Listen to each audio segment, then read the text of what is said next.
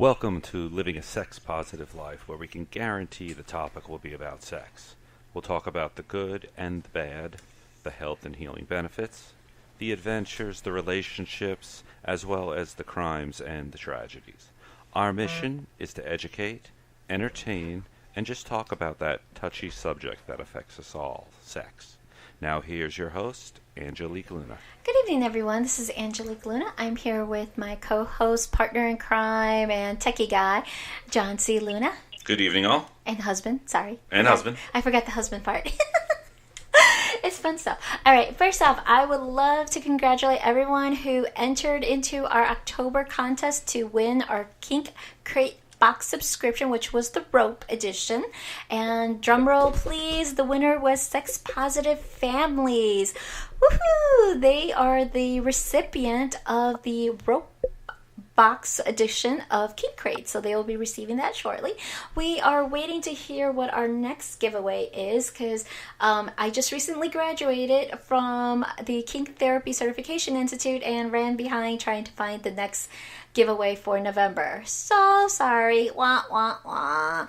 But tonight we have an awesome guest there. Kitty Chambliss is a polyamorous and sex-positive speaker, author, educator, relationship coach, activist, and founder of Loving Without Boundaries, LWB. Since 2012, LWB has over 200 blog posts and 70 podcasts to date. Kitty's work has been featured in Stories From the Polycule, Multiamory, Swingtowns, PostModern Woman, the YoushareProject, the upcoming book Come Out Poly, and other publications around the globe. She has also been a special guest panelist and speaker on radio shows, international and national conferences, and more. She is also a dual certified CPC and ELI-MP relationship coach, having graduated from the Institute for Professional Excellence in Coaching, IPEC. Lastly, Kitty is thrilled to be bringing her upcoming book, which is released today on Kindle, Jealousy Survival Guide, out to the world. Kitty has made it her life mission to make thriving relationships, and even unconventional ones, attainable to everyone. Welcome to the show, Kitty. Oh my gosh, I'm so excited to be here. Thank you for having me on. Oh, thank you. So tell us, today is your book release day. It is. It's pretty exciting, so I'm really extra happy that the timing worked out, that we were able to talk today. I know, and it's a wonderful, jam-packed, tiny book, because I think I read it in less than 3 hours, the book, from cover to cover, and all the, well, I didn't do the activities, because some of the activities you say do it throughout the week there, but just to read it and digest it, yeah, that was a short read, but quite a lot to grasp, but easy at the same time. And I think you've said it best, that it sounds easier, but it's very hard to do a lot of the work that you put in that book.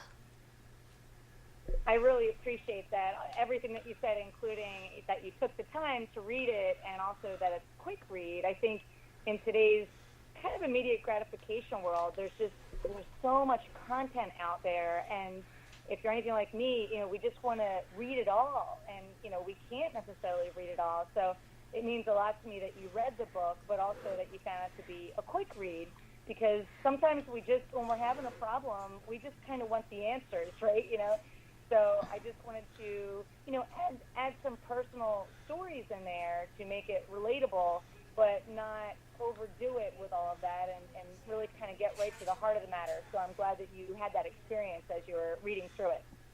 Yeah, I mean, it was very obvious that you wrote it based on a lot of experience of pain, suffering, trial, error, hiding in the corner, crying your eyes out and saying, oh my God, I failed. It's like, I think we've all been there. So it's like, I love the tidbits on how to dissect everything and how to work things positively, because we are a society that automatically goes to the negative worst case scenario. Oh my God, the sky is falling, versus okay, wait, take a deep breath, walk away, let's figure it out. Yeah, absolutely. I definitely found, both through trial and error and also through research, when I was having issues, the first thing I tend to do is go find a book to read when I'm having a problem. So it was kind of natural to eventually write one myself. But yeah, what I found in my own life is when we're in the thick of it, when our emotions are really grabbing a hold of us, I mean, that concept that we always hear about, seeing green or seeing red, I mean, to me, it's really true. And the way I describe it in the book is that our emotions sometimes can hijack our brain, and we just want to knee-jerk, and we don't want to feel that discomfort, and we just want to try and alleviate it right away. So one of the things that I definitely talk about in the book is first to really have some self-empathy for yourself, to realize that emotions are really gifts to us, even the ones that don't really feel great when we're feeling them. They're still gifts in the sense that they're like check engine lights on our car, letting us know that we need to take care of something, whether it's we need to take care of our own feelings of self-worth, or practice some self-care techniques, or if maybe we need to have a conversation with our partner.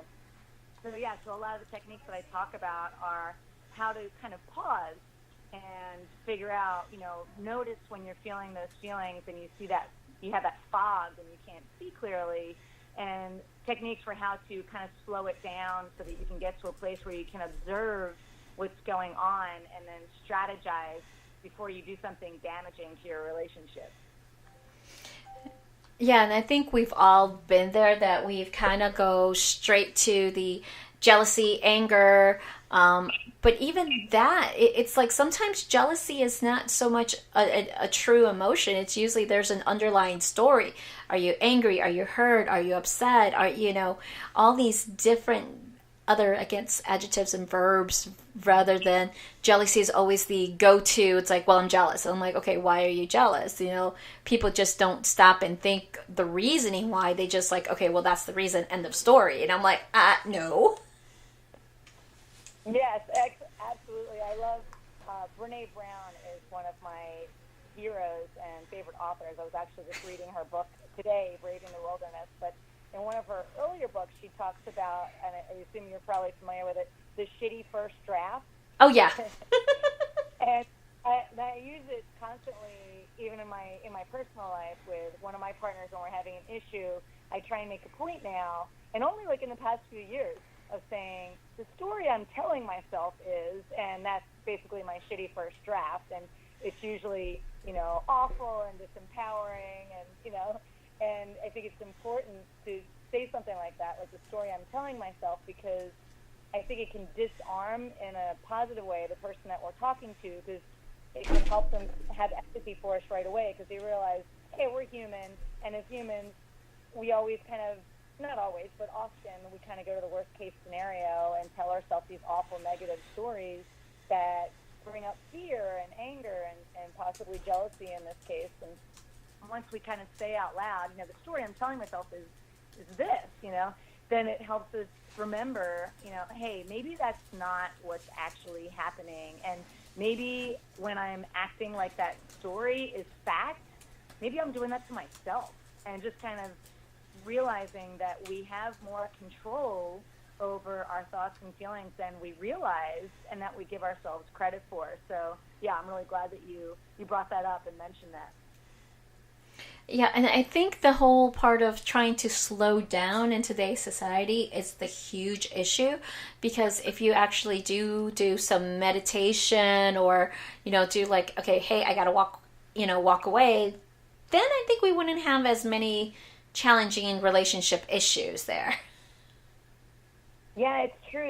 It's I'm in my late 40s at this point, and I honestly, to be fair, I didn't start meditating, I would say regularly, I should say, maybe a year and a half ago. And I literally just meditate. I try and do it daily, but it ends up being maybe 4 to 5 times a week. But I try and meditate anywhere from 10 to 15 minutes a day. And I can't tell you how much things have improved, both in my relationships and my sense of calm. And what's so interesting is when I do have those stressful times in my life and I don't make time for meditation or I don't make time for exercising and those things that I found out now I really need in my life to stay balanced and centered, guess what? I end up getting into some silly, stupid, big argument, or something bad happens, and then I think back and I'm like, you know what? I totally didn't do any of my self-care things, that helped me stay centered, and it's like clockwork. So I really, now that I've learned that about myself, I really just try and really make time for those things. And one of the things I talk about in the book is various incantations. And two that I really love a lot that I try to read again almost daily is I am responsible for me, my health, and my happiness. And that is so helpful to me when I read that. And then the other one is I control how and what I feel. Because I think so often we knee-jerk to looking outside of ourselves, whether we're blaming the world or our partners or society, and it can be such an easy out to blame other people. And I think in the book, some of the tough exercises in there are when I really ask the reader to look a little bit more within and take an honest self-assessment about where you are, kind of before you start pointing the finger outside of yourself. Oh, yeah, definitely. I'm just curious, how did you come up with the 3 C's? The 3 C's? Mm-hmm. I actually did a fair amount of research for the book, and actually the original idea to even write it was when I was at the Beyond the Love conference in 2015, and it was the first time I was there, and I took 2 workshops by a wonderful gentleman named Kelly Cookson, and he is mentioned both in the resources and the bibliography and in the acknowledgments as well. And he came up with what he calls the constructive jealousy DC3 strategy. And I was so blown away by what he taught, and it was so relevant to me at that time that, and I just started my podcast. I know your podcast, you said you started early this year. Mine, I think, was only several months old at that point. So I went up to him after the workshops, and I just told him I was just really grateful for everything that he shared and would he love to come on the podcast. And, I wanted to know, if I could share some of his teaching and his work. And he said, let's talk about it. And so we had some conversations, and he told me that I was free to share the information as long as, we just keep talking about it. And I was coming from a place of good intentions of helping people. And that's really where that originally came from. So I always give credit where credit is due. And so he's an amazing gentleman. And he's had his ups and downs over the past couple of years, so I have not had a chance to get him on my podcast. But I hope to. I actually just sent him an email today to say thanks again. The book is out in the world, and hey, come on my podcast. So there you go. So, I know Angela got to read the book. Unfortunately, I did not. So, 2 things. One, it's definitely on the list. On top of the other books, too. Because it's like with me going through school and doing the kink therapy certification, it was just like, we had a shitload of books to read. And I'm still halfway through my reading material, but, this is... Well, for our listeners... Who was the target for this book? Is it people already in poly, people thinking of poly, or just people in open relationships? Just so our listeners know, who your target audience was. I would say I wanted to cast. I consider myself polyamorous, and I do write my blog from that bent. But I did want to cast a slightly wider net. So the subhead is how to feel safe, happy, and secure in an open relationship. So I am mainly targeting people in open relationships, but a lot of the reviews that have come back from people that are in monogamous relationships, and I've been really pleased with what they've been saying about the book, in that this can be helpful for anyone feeling jealousy in a monogamous relationship or jealousy with a friend or a coworker, and also not just jealousy. Some of the techniques can be used for any challenging emotion. So, for example, anger or anything like that. So I did write it from the angle of open relationships, but a lot of the exercises can be used in many different ways. And I was so happy to hear that. That's awesome that you're getting reviews even from monogamous couples and helping them how to deal with, like I said, jealousy. But tell us, what's the story? You have your podcast. I know you mentioned you are now becoming a coach as well. What made you write the book? What made you write the book? Well, I was telling you guys right before we got on, I am a big kind of self-help book fan, even to the point when I was about 7 or 8 years old. I was a really painfully shy child, and I was growing up in the 70s, and the first thing I do, as I mentioned, when I have a problem, I tend to go to a book. So I went to my mother's room, and she had this book on her shelf called I'm Okay, You're Okay. So I read it cover to cover when I was about 7 or 8 years old, and it really helped me overcome my shyness at the time. And so I guess I've just always been a lover of books, and I don't think it was even a conscious desire that someday I might want to write a book, but I think maybe it was, kind of back there because I just had so much respect for different authors such as Brene Brown and other authors that I really respect, that I just really wanted to give back, I guess. I've just done so much work on myself. Just a very brief background. I was monogamous or trying to be monogamous for a good portion of my adult life. And I also grew up in a repressed Catholic home. So I joke around that I'm a recovering Catholic. So I had that to deal with. And sounds very familiar. Yes. So a lot of work to do to overcome that. But then also what happened for me is I went through a period where I was struggling with depression for about 5 or 6 years. And it started because I had a series of losses, just one after the other. And each time I was just about to almost recover from one, something else kind of hit me sideways. So first my father died very slowly in the hospital from cancer. And then my husband and I found out that we were infertile. So we went through IVF, and that didn't work. We're one of the not success stories of IVF. Then my mother passed away. And so that happened, and I ended up in therapy to struggle to get out of depression. And once I finally did, I just realized, wow, God, that sucks.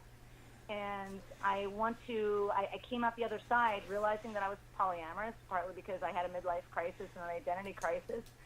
And I started to really own who I was.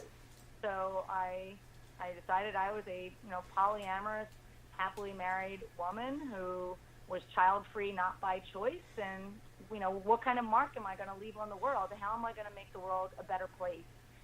So that's, I guess, eventually how I came to writing a book, is I just really strongly want to help other people in many ways, definitely with their mental and emotional as well as physical health, and also to find whatever way you need to find to be happy on this crazy planet and this crazy world that we live in, because, sometimes it is not easy. I mean, those 5 or 6 years I was struggling with depression, it was awful, and I don't wish that on anyone. And so I just really want to support people on their journey, and I guess especially if you are a minority, because it's hard to be a minority, and certainly identifying as polyamorous or transgender or lots of different ways that we can identify as a sexual minority. And I want to support people to find out, what their value system is, to really explore what will, bring you joy in your life. And I want to give them tools to be able to do that. Well, hopefully that answered your question. Oh, no, definitely. Kudos for going to therapy.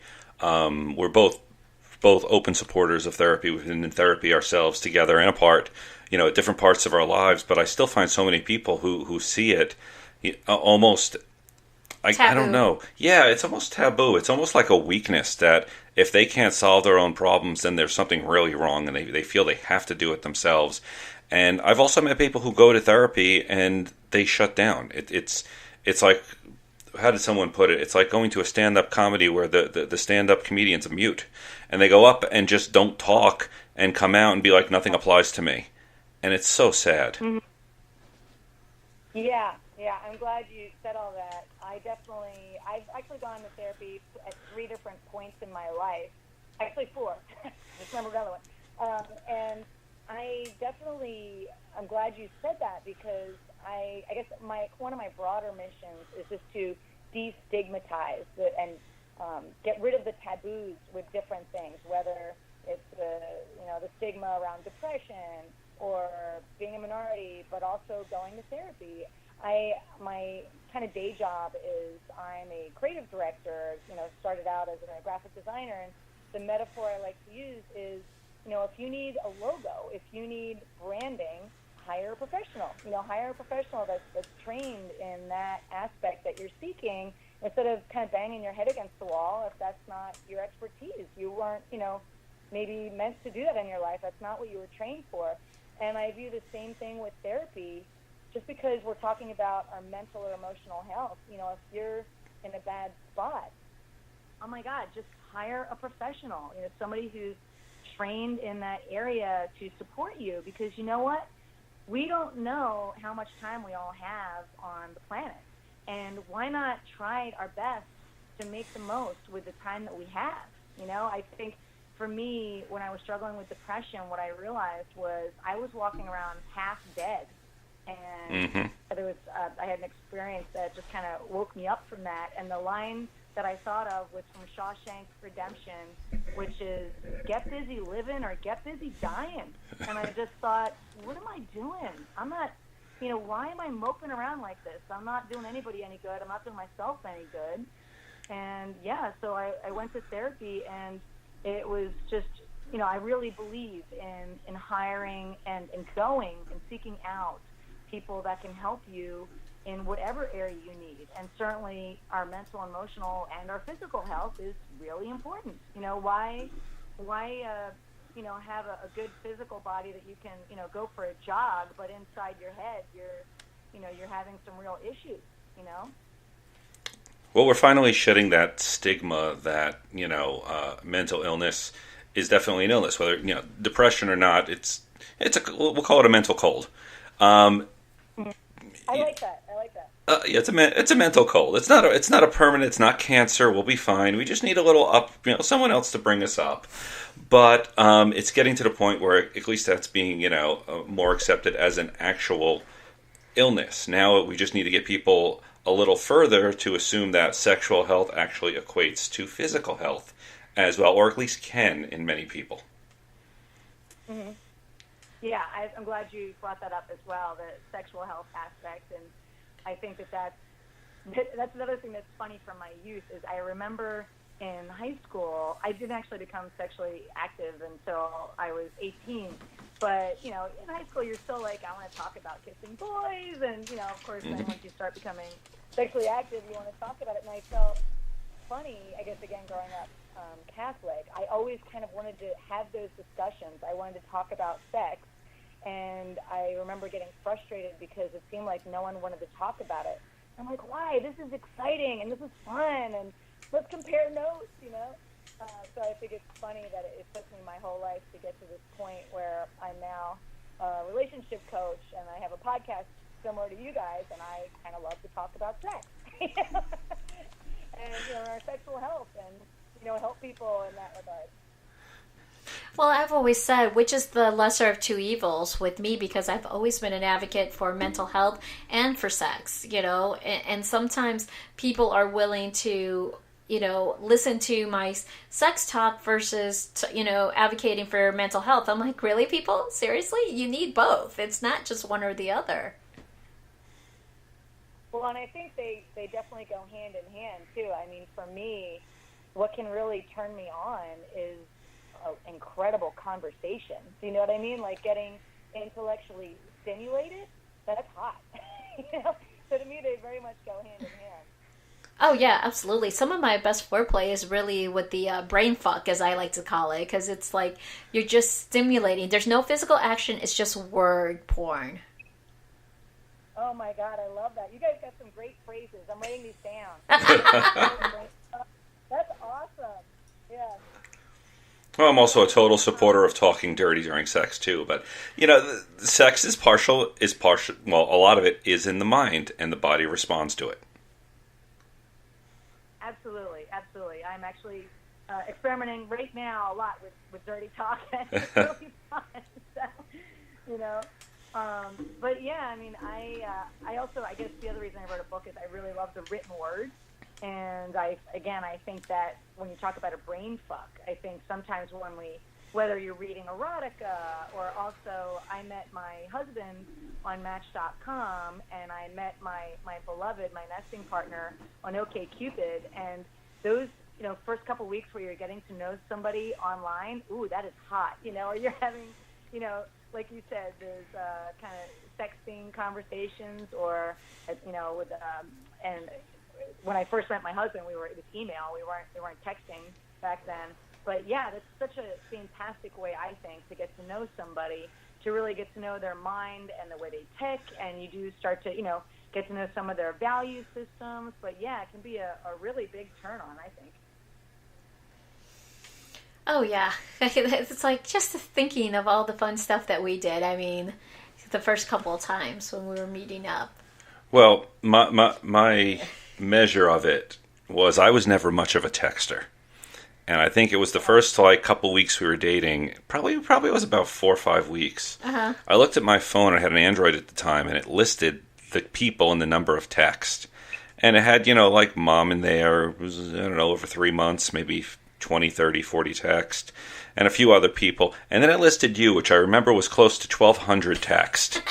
So, and a decent amount of it was dirty talk, so it worked out very well. Oh, come on. It can't be any worse than the Pottery Barn and when you tell me you're bisexual and I threw you up against the bedpost and started making out with you. So.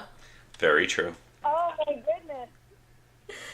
That's awesome. I love that story. There's a little bit of an exhibitionist sitting next to me over here. That was our first major fight, actually. Oh, no. Yes, she wanted to be an exhibitionist, and I was much more of a private one, What private do you person. want to be? I am. There's a difference Oh, there. you're definitely an exhibitionist. Well, yeah. Yeah. So it's like we met actually through the lifestyle. We're both swingers. So it was a swingers meet and greet. So we went to a party. And I'm used to being in the center of the room, having sex in front of all these people. This guy, no. And that's like, I'm not doing this. I'm like, excuse me. You're dating me. We're in the lifestyle. Guess what? Yes. So yeah, that was our... That is hilarious. Yeah, our first major fight was that. That is hilarious. Well, you guys are fun. I'm loving this conversation. But yeah, and that's interesting to hear about a little bit more of your history. And yeah, and that one of you sounds like, I guess when you say exhibition certainly with having open sex with other people, certainly. But yeah, it sounds like maybe you like the PDA, the public displays of affection, as well. Oh yeah, we totally. Yeah. Our 17-year-old always keeps telling us, "Get a room." I'm like, "We live here." It's like. Oh, that's funny. Yeah. So John, are you an introvert, and Angelique, do you identify as an extrovert as well? Well, I was an introvert, and it's really funny because going back not so many years, software developer, so kind of got to work on my own a lot. I was the guy in college who absolutely hated speech class. Move forward to someone pulling me out of my shell. I'm now teaching college, so I lecture on a weekly basis in front of 30, 40, 50 people, and I don't even think twice about it now. So, I was definitely pulled out of my shell, you could say. Oh, totally, completely. That is awesome. How interesting. Have you guys heard of the book called Quiet? Have you heard of that? No. What is that about? Now I'm curious. All right, I'm gonna look up the full title, and I can send you. It's written by a woman named Susan Cain, and it was recommended to me by a friend of mine, somebody that's in my Run Without Boundaries community who identifies as an introvert, and so it's taking me a second to look it up, but it basically, it's mainly talking about introverts, but in contrast to extroverts, and I thought it was just a fascinating read, partly because I felt like when I told you guys I read that book and I was a painfully shy child, I felt like I taught myself how to become an extrovert and to be outgoing and all of that. And what this book helped point out was that when we identify as an introvert or an extrovert, it's partly about where we get our energy from. So, for example, an extrovert might get their energy when they enter a party and they're so excited to be in a crowd with all their friends, whereas an introvert, if they go to a party like that, that might feel draining to them, and then they want to go home and be alone for several hours to kind of recharge. I thought, well, that's very interesting. And they had a quiz in there, and it turned out that I was really more of an ambivert, which is about half and half. And then when I told my husband about the book, he thought, wow, that's pretty interesting too, because like you, John, he's incredible at giving presentations. He's given probably over 600 presentations to some highly influential people, and so he looks like an extrovert. I mean, he used to also be in the catering business, and he knows how to work a room, but he said he can do it, and he excels at it, but he doesn't really love it. He actually kind of needs to go back home and be quiet for a while to kind of recharge. And so I thought this book was really fascinating. And it also helped me because my boyfriend, my beloved, is a self-proclaimed introvert. So it helped me understand him a little bit better, and I thought that was really awesome. I've heard that strategy before about where you get your energy from. And the only thing I say in there, I think there's a lot of, well, not a lot, but there's definitely introverts who want to be extroverts. They're just, the best way to put it is afraid. And once they get out there, they can thrive on it to a point, and then they kind of retreat back. So I guess I don't know. It definitely is a balance for me that I do love getting up and doing lectures now and doing stuff. But like at the end of a conference, I'm really looking forward to some quiet time in my hotel room. Just, me, one other person, and the TV, and quiet. So.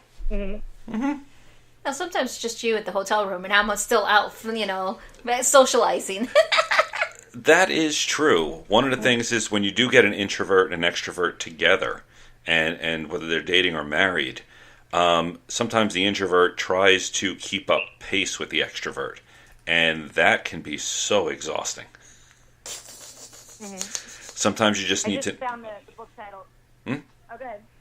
I was just saying, sometimes the introvert just needs to know when to bow out, and that will definitely avoid a lot of fights, at least in my opinion. What was the name of that book? Yeah, I just found it. It took my internet connection a second. It's called Quiet, The Power of Introverts in a World That Can't Stop Talking by Susan Cain. Just really interesting. So another book for my list. Are you guys... Yeah. Are you guys, since you're therapists, are you familiar with the Imago dialogue and Imago therapy? A little bit, yes. I mostly focus a lot on the Gottman Institute, so... I'll look this book up too, but there's a book called Getting the Love You Want that talks about this Imago therapy, and I actually went to a workshop for couples several weeks ago, but the reason I bring it up is I learned a way to talk about personality styles that I thought was really interesting that's along what we're talking about, and the terms they used there were identifying as a tiger or a turtle. And I thought this was fascinating. So you can think of the tiger as someone who expands their energy. So also if they're having challenging emotions, to possibly bring it back to, jealousy or excitement or just those kind of emotions, they want to expand it out, and they want to talk a lot and get it out of themselves.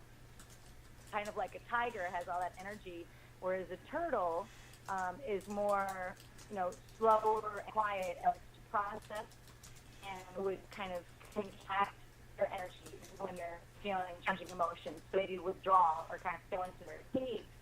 And I thought that it was a neat way if you talk about personality types, and I'm sure you could kind of equate it to introvert and extrovert, but it was really helpful for the boyfriend and I, since I would, in that scenario, I would identify as a tiger, and he identifies as the turtle. And I thought it gave us a lot of empathy for each other when, maybe we're about to get into an argument. and you can see how, like, we'd be about to go sideways, and it would probably be like, because I'd be saying, hey, we need to resolve this right now. I need to talk to you. And he's like, hey, back off. I need some time to think here, you know? And those energies are kind of opposite. And it helps us understand each other a little bit better and have, you know, more patience, I guess, for each other and more understanding instead of just, you know, getting into a big argument, really. Nope, I'm on the same page with you. The one thing I'm always amazed at is how many introverts are in the lifestyle, whether it be swinger or poly. It just, you know, at first thinking about it, it's like it seems like a relationship style you'd need to be very outgoing in, but it's not. It's actually quite warming. I think that's true, and I think, I don't know if you're on FetLife, but I mean, I think in a lot of the daily. FetLife forums, No. yeah, like, there's a lot of, you know, you think back to at least my high school, like the Dungeons and Dragons folks and the people that like to go to Comic Cons. You know, I think, you know, a lot of us are kind of nerds, you know, frankly. I mean, I would identify as a nerd. I might be an outgoing nerd, but I would still call myself a nerd. And yeah, I think there's, like you said, there's probably a fair number of us in the lifestyle. I don't exactly know why that is, but it is kind of fascinating. Well, for those of us in the kink community, it lets us go ahead and harness our creative ability to make kinky stuff.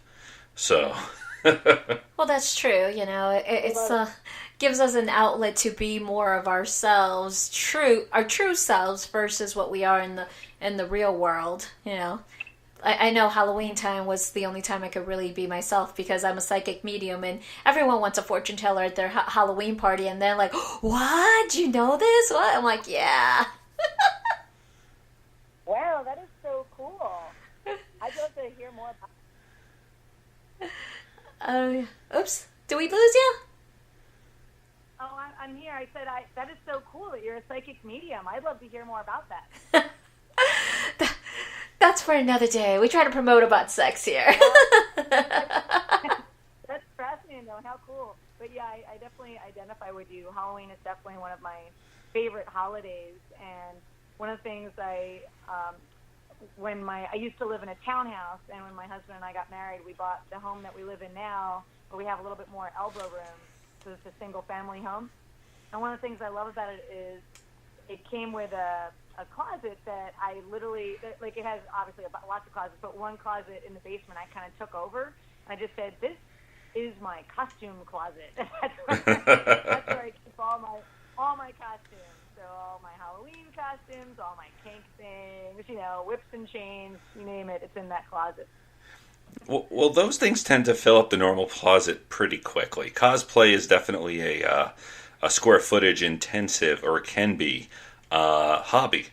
Well, also it's kink. I mean, we bought a huge trunk just to put our toys in. We're well organized. Our kink is well organized, put it that way.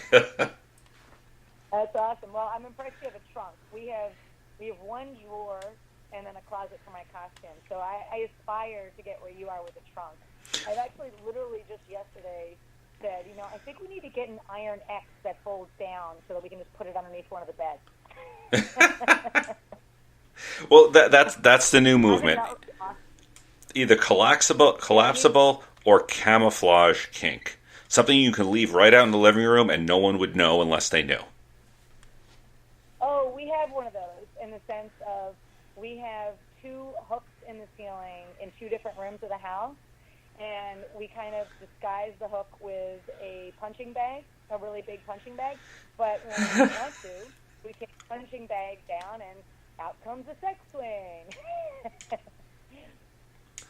Well, we've been staring at some furniture. Who's the company who makes it, sweetie? Liberator. Liberator has this beautiful black studded. I mean, it looks like my ottoman with the studs on the end, and it looks like a couch. And then you watch the video that comes with it and realize they designed it completely with all these different sex positions in mind. And the fact that I don't have to put it away when I have company over, no worries. Oh my God, you know I'm looking that up as soon as we get off, right? Totally. We'll be driving up to Atlanta in a few months to go pick ours up. I know, we keep saying that because The last couple of times we've had the child in the car with us, and we're like, oh crap, it's either we have the child or we pick up the furniture. It's like, ah! You guys are a hoot. I love you guys. This is awesome. I'm definitely going to be looking up this couch to see if maybe we need to redecorate over here. Oh, totally. Yeah, it wasn't even that expensive. It was like about the normal price of a chaise lounge, about 600, 700. Actually, they went 300 to 600. Yeah. Was the tag, but you can customize it and they will build it for you. You know, we need to talk to them. For as much as I love that stuff, we need to talk to them about sponsorship. No, they don't do any sponsorship. I already went through the circuits. So, yeah, the blogger circuit's like, no. Liberators, no. So. That's okay. I'll just use their product anyway. That's awesome. Well, who knows? Maybe we'll inspire some of your listeners, and somebody listening will come up with the collapsible Iron X, and we can all buy that product from them. Well, it's funny. We had a friend who had built a St. Andrew's cross. A portable traveling. And yeah, it broke down and fit inside a small suitcase. I was amazed at how small it got. What's a St. Andrew's cross? A St. Andrew's cross, basically think of a great big X standing about 6 feet tall. So that way it's nice that you can just tie someone up to it. There's usually mounts or handcuff mounts at the tops of the crosses. So... You know what? I think I was using the wrong term. I think that's what I was referring to. I didn't realize that was the proper name for it. Yeah. That's the common name. So much for you guys. This is great. We try to educate, entertain at the same time, so. That's awesome. So you've been traveling all over the world, basically, it sounds like, just talking about polyamory and how to resolve a lot of the challenges on there. I mean, how much feedback do you get from people when you're doing these presentations? I would say I've only, it's been probably about maybe 3 years that I've been so far traveling at least across the country. And I did eventually become an outreach rep for the Relationship Equality Foundation, so that helped give me a broader reach. But I've gotten incredible feedback. My favorite talk I'll tell you about was earlier this year. I was able to speak at the University of North Florida during their Sex Week to college students, and to all the college students, but certainly there was a heavy LGBT community represented in the audience. And for me, that was a dream come true, partly from some of the history I was telling you earlier, that I grew up Catholic and had to get over all the things that I was taught that just didn't jive with who I ended up becoming. And so I really had wished somebody had come to me in college and given a presentation similar to the one that I gave, and I just basically talked about what consensual non-monogamy is and how it can be a healthy relationship choice. And it was a 2-hour workshop with just amazing, bright students, and we had a lot of fun. And it was incredible. During the intermission, some of the kids came up to me to just tell me how much they really appreciated what I was sharing with them and how I was helping them realize that there was nothing wrong with them, that they were perfectly healthy, that they just didn't realize that they had these kind of choices, and it was just a really, really rewarding experience, and I loved every minute of it. And I've also loved talking at different conferences, and I love traveling to conferences because you can really kind of immerse yourself and get to know people in the evening events. And yeah, it's just been lots of great feedback. So I've really enjoyed that process of sharing what I've learned and also learning from other people, kind of like we're doing here with this conversation.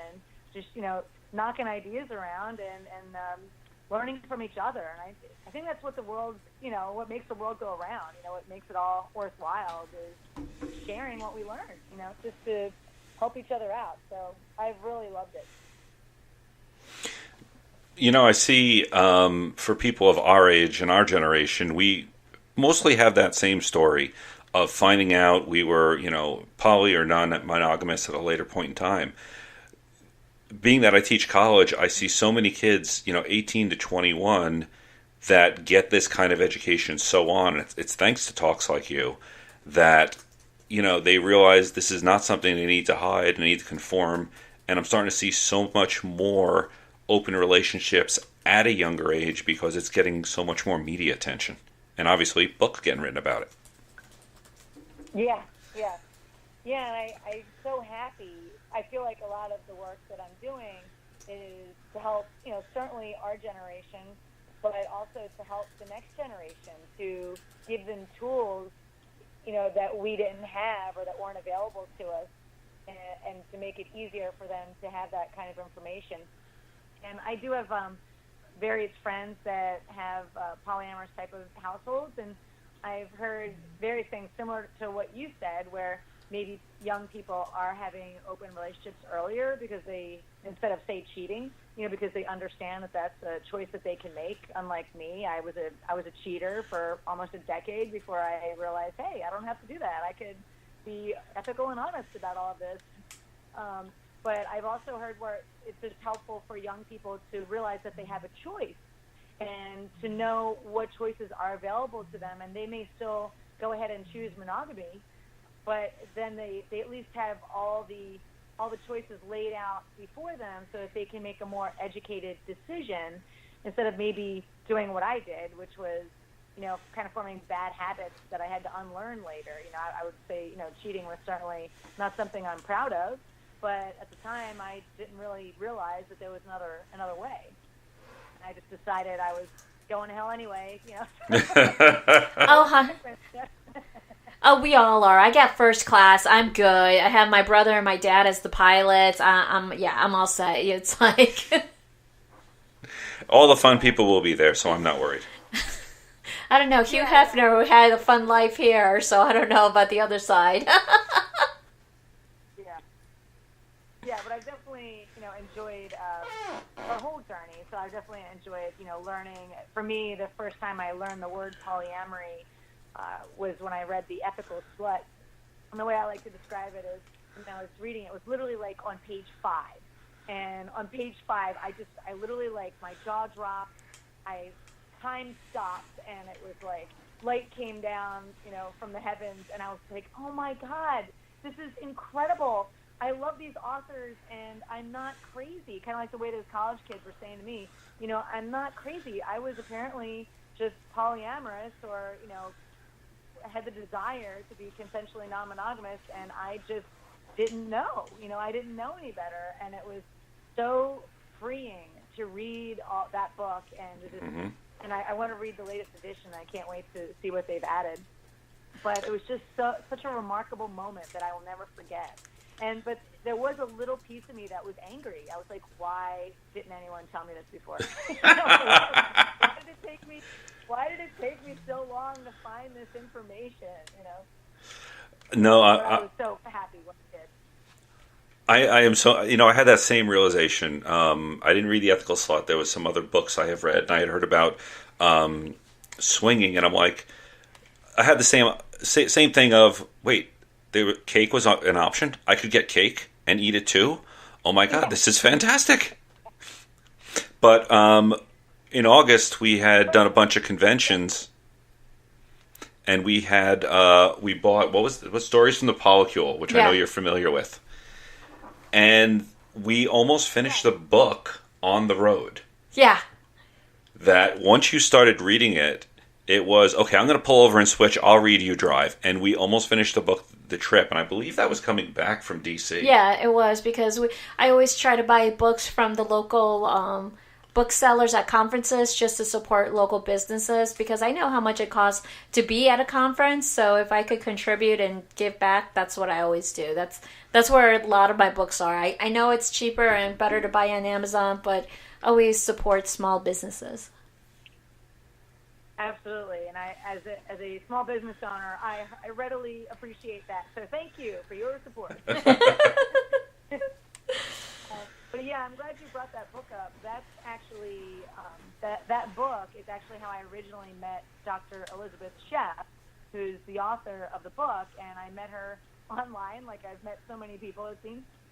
And you may not realize it, but yeah, one of the essays in there was mine. And that was actually when I, was first published, and I was, dancing around the room. I'm like, oh my God, my essays and stories from the Polycule, this is amazing. Oh my God. And we just remained friends online over email. And then I eventually met her at Woodhull Sexual Freedom Summit last year in person. We had breakfast together and got to know each other a little bit better. And so and I told her at that time that I was working on Jealousy Survival Guide, my current book that just released today. And I asked her, I was like, hey, do you think, you'd want to write the foreword for this book? And she said she would love to. So it was so fun working with Dr. Sheff on the book and reading her foreword when she wrote it. And she's just awesome. And I love all of her books that she's shared. I love the little book, the handbook, When Someone You Love is Polyamorous. That's awesome. I'm so glad that somebody I really respect and admire took the time to write that, because that is just a gem of a book. Because I don't know about you guys and how it's worked out for you, but I find the whole coming out can be challenging. And how cool that you could just kind of get a carton of those books and just start handing them out. Here you go. It's funny because that's the book I'm in the middle of reading. That's my current read. Oh, that's awesome. Yeah, and that's definitely a quick read, but it's a great gem of a book. I have not read Polyamorous Next Door yet, but you guys will appreciate this. We moved into the single-family home I was telling you about 6 years ago now, and when we moved in, I was just joking around about, I don't know if this neighborhood knows that there's a bunch of kinky, weird people that are about to move in next to them. And when I saw Eli's book title, The Polyamorous Next Door, I was like, that's us, baby. We're the weird, kinky polyamorous next door. It's funny. Last week we went and watched Dr. Masterson and his Wonder Women, which is the creator of Wonder Woman, who was kinky and poly. And yes, I cannot wait to see that. Oh, no, it is one of those I will be buying 2 copies, one for me and one to lend out. But as we're watching it and they get busted, I'm like, do you think our neighbors know we have a kinky, open sexual podcast being broadcast in this quiet suburban neighborhood? Nah, neighbors have no clue. That's awesome. Yeah, and here I am, same thing, doing the podcast from the house. So that is awesome. Yeah, I actually first learned about the Wonder Woman phenomenon coming from a polyamorous household from the woman I mentioned to you earlier, Dedeker Winston, who wrote the Smart Girl's Guide to Polyamory.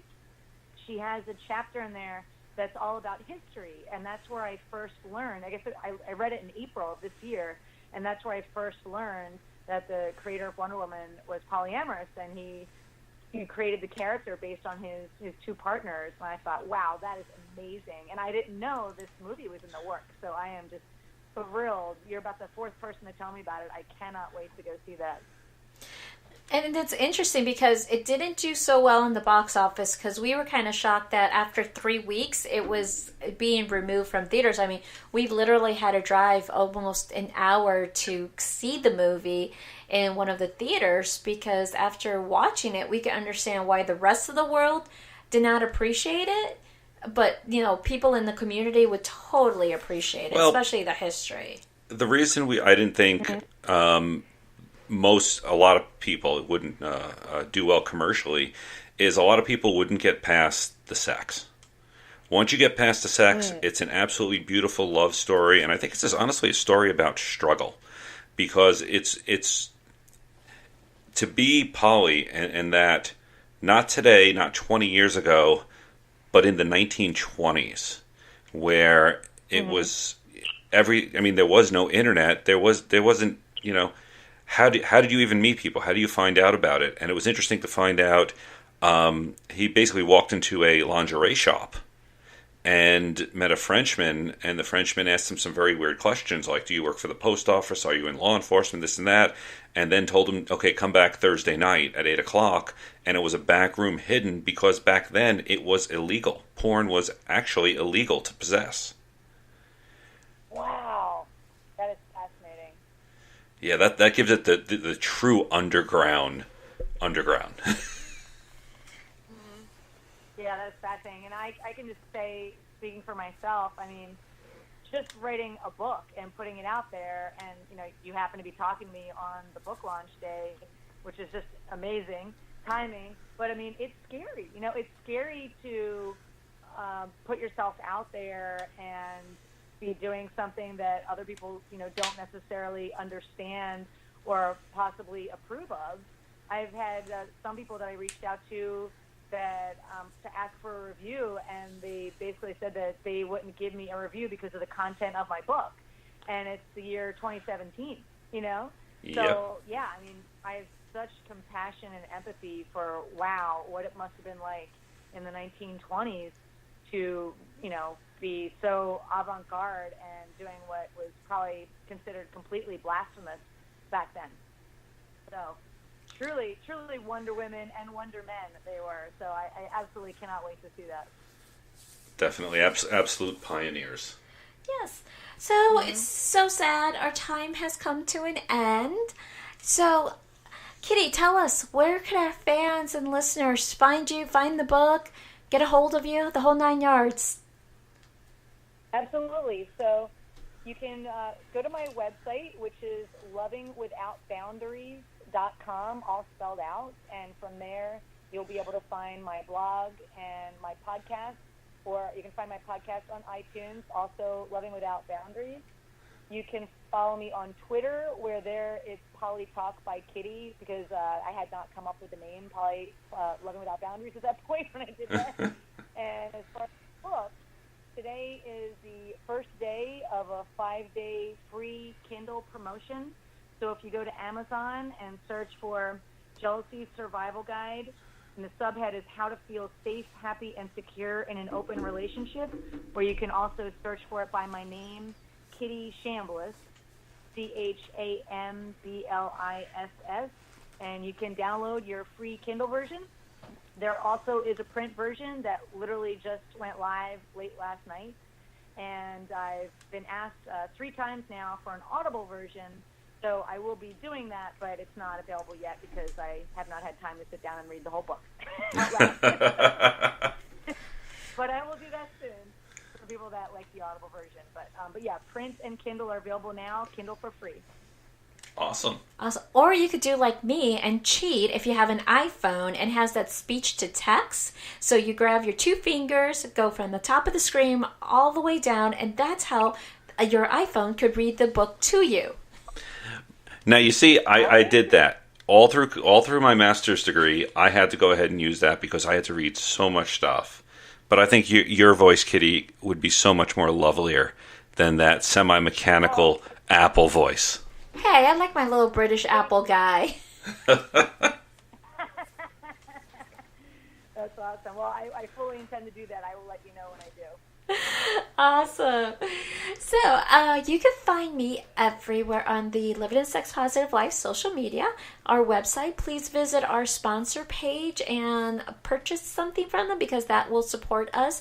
And yes, we have to do the shameless plug of please, I need to go to more conferences, so buy items, support this free podcast. Also offering coaching services, workshops, educations, psychic readings. Yeah, I'll throw that in there. What else do I do there? Singing, dancing. Oh, review and subscribe to our podcast because Apple is God, and until we get enough reviews on our podcast page in Apple, they won't be able to share this information. I know you guys love to listen to us because we see the numbers. Yay, thank you for listening. Now just share the love by writing a review and subscribing. And if you'd like to reach me, I'm on as John C. Luna on Facebook, Twitter, and FetLife. Send me a message and say hi and let us know how we're doing. Thanks, everyone. Have a good night. Good night.